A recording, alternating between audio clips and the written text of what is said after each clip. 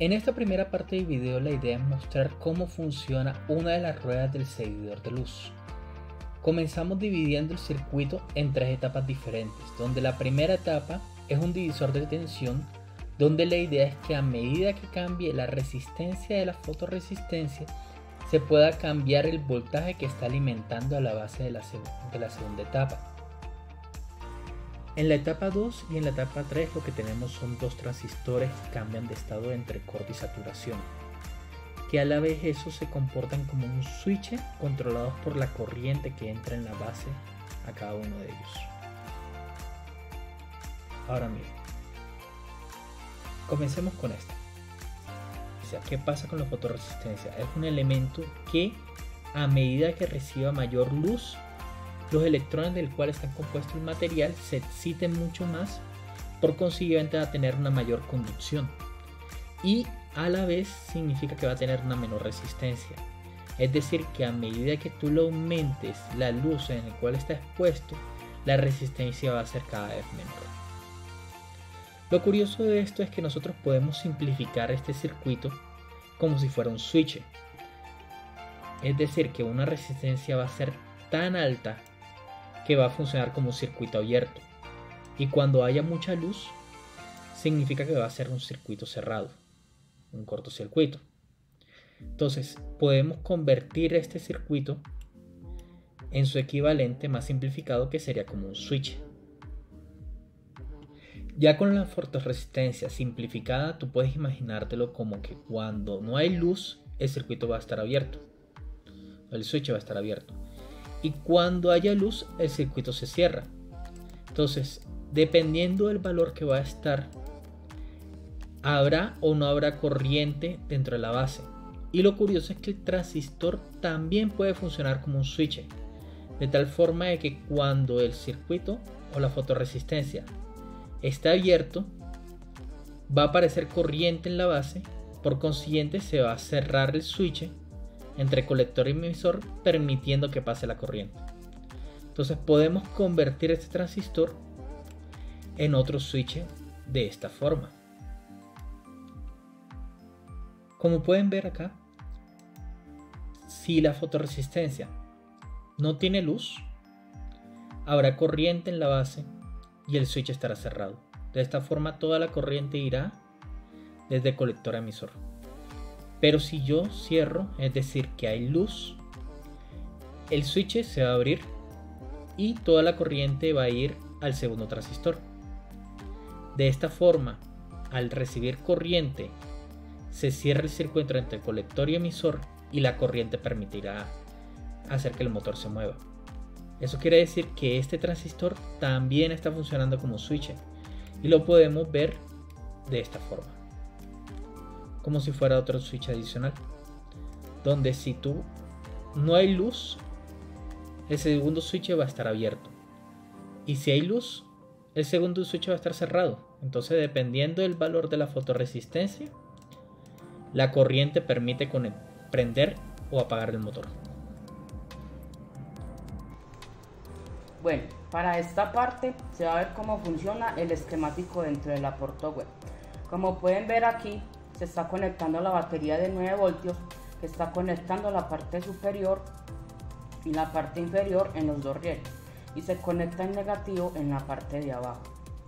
También se puede ver que en la mitad del circuito corresponde a una rueda y es exactamente igual a la mitad de la del lado derecho.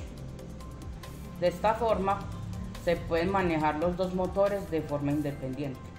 Entonces, al comenzar la simulación se puede ver que la velocidad de los motores es cero. ¿Por qué?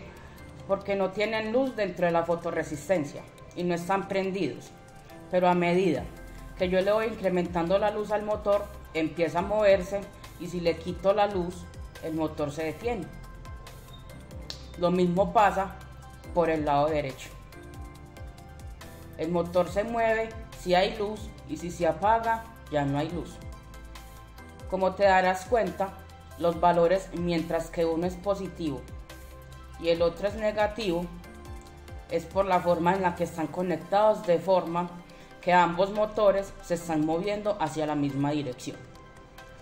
La forma en la que se consiguió eso fue invertir la polaridad de los motores para que como está en modo espejo, ambos estén moviéndose hacia la misma dirección.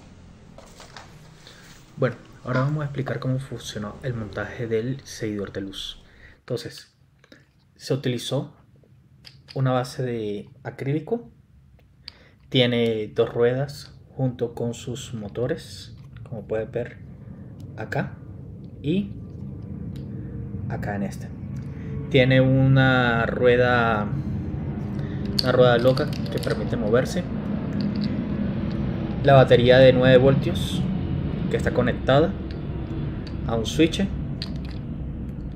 conectada acá al switch. La protoboard. Y como conocieron antes, ahí está el esquemático de las fotorresistencias que están acá, los transistores, los LEDs y la salida de los motores. A diferencia del esquemático que se generó antes, los motores van conectados de forma invertida. ¿Por qué? Porque cuando empieza a moverse, tú esperas que si la luz esté de este lado, la rueda de este lado se mueva. Y si la luz está de este lado, la rueda de este lado se mueva. Entonces, esa es la razón por la cual se invirtieron las dos conexiones.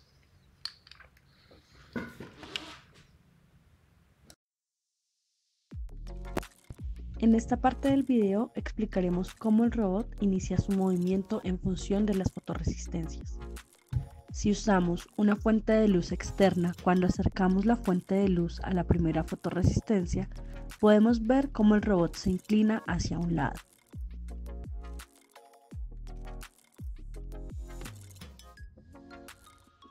Ahora bien, si dirigimos la luz hacia la segunda fotorresistencia, el robot se mueve en dirección opuesta.